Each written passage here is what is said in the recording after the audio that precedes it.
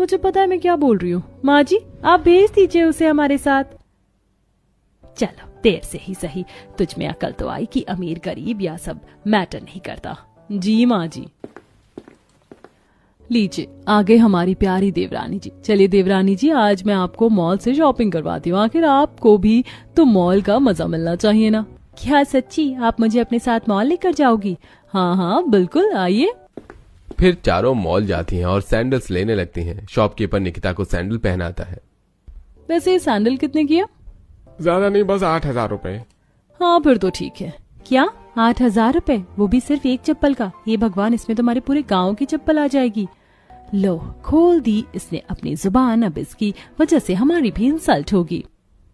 Ma'am ये branded sandal है और मैं तो बहुत ही रीजनेबल प्राइस बताया है, इससे कम और क्या हो सकता है? भैया आप ना मुझे सैंडल दिखाइए। ये गंवार गांव की है, इसे सैंडल और मॉल के बारे में कुछ नहीं पता। इसने तो फैंसी चीज तो कभी देखी भी नहीं है। और पता है आपको एक बात, इसके परिवार वाले कितने गरीब है, लेकिन इसने मेरे देवर से शादी कर अमीर बनने का सपना पूरा कर लिया। इतनी गरीब घर से है ना ये कि पंखा ऑन करने से पहले भी इसकी माँ ये सोचती थी कि कहीं बिजली का बिल ज्यादा ना आ जाए। और एक हमारा घर है, एक रूम में 2-2 एसी चलते हैं। ये क्या कह रही हैं आप? और इन सारी बातों का भी क्या लेना देना? लेना देना है, अगर तेरी माँ अमीर होती तो आज ये सैंडल का प्राइस सुनकर तेरी आंखें नहीं फट जाती। और हाँ अब यही सोच रही है ना कि मैं तुझे मॉल लाने के लिए इतना आसानी से कैसे मान गई, क्योंकि मुझे तेरी इंसल्ट करनी थी, वो भी सबके सामने। और वैसे भी इंसल्ट भी तो तभी होगी ना जब तेरे पास इज्जत होगी। नहीं, तेरे पास आखिरकार इतनी गरीब जो है तेरी माँ के पास नहीं है तो तेरे पास कैसे आएगा? अनुष्का बिना कुछ कहे रोते रोते घर चली जाती है और घर आते ही कमरे में बैठकर रोने लगती है। अरे इसे क्या हुआ, ये तो इतनी खुशी खुशी गई थी, रोते हुए वापस क्यों आई है? जाकर देखती हूँ।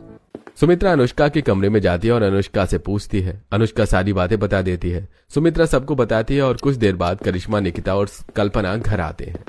ये क्या किया तुम तीनों ने? तुम लोगों को घर की मान मर्यादा का जरा सा भी ख्याल है?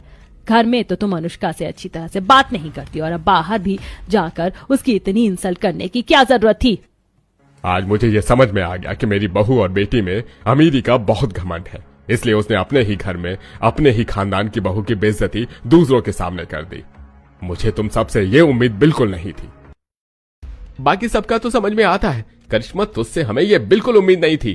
क्या माँ और पिताजी ने तुझे यही संस्कार दिए हैं करिश्मा?